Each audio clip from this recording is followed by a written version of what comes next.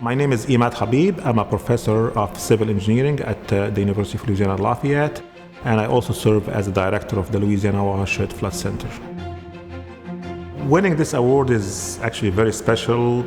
I received some recognitions through my career and many grants to work on, but this one is very special given that it's a validation point of how your research and how your teaching is really impacting community, the opportunities that you're giving to the students to engage in this kind of work, and also seeing how the community appreciates it. Dr. Habib is a professional, and he has a deep passion for his area of civil engineering, and he's always focused. He's always trying to look for the best solution to issues, and I think that just makes everybody want to do a better job. Working with water is very challenging. There's a lot of uncertainties and unknowns when you deal with water. That kind of intrigued me as an engineer to specialize in this field. His subject matter is very important, and I think that he has included problems that we're now encountering in coastal Louisiana. He has worked very closely with communities. His students have been actively involved. Working with the communities and making sure that our research and our projects are relevant to the community is also valuable for our students.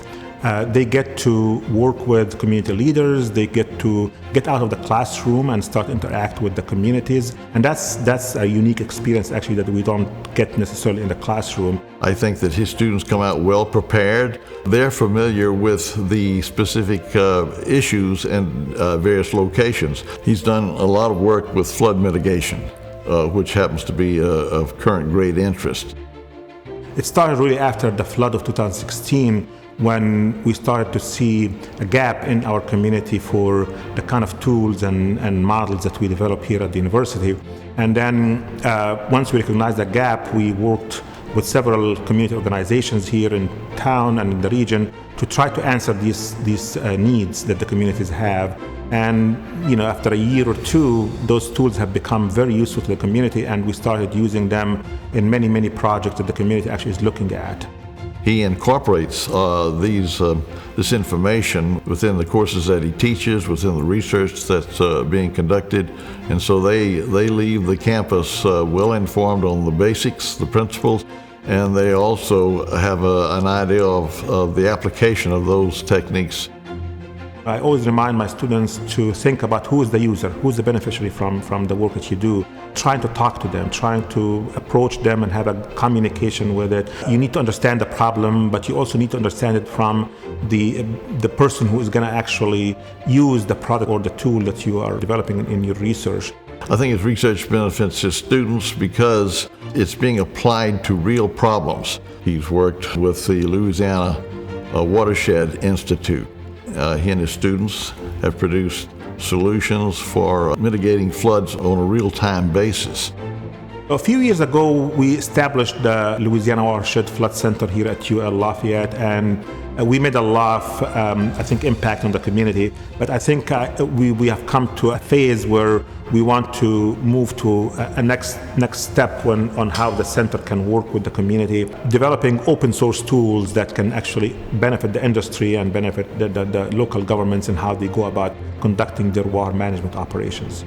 We should be trying to produce students for leadership roles.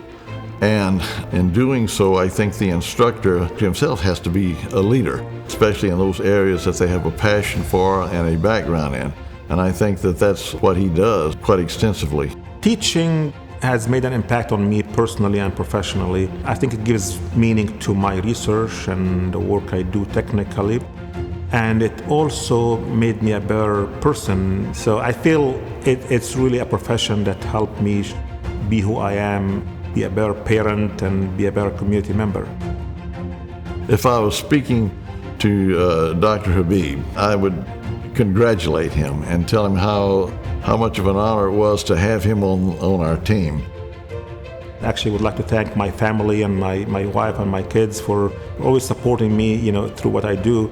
And the group that I owe this most to is my community, actually, for giving me the opportunity to work with them Of course, I would like also to thank the UL leadership in believing in what we do here as part of our service to the community, for allowing us to dedicate our resources and our time to be able to work with our communities. Congratulations, Dr. Habib. Well deserved.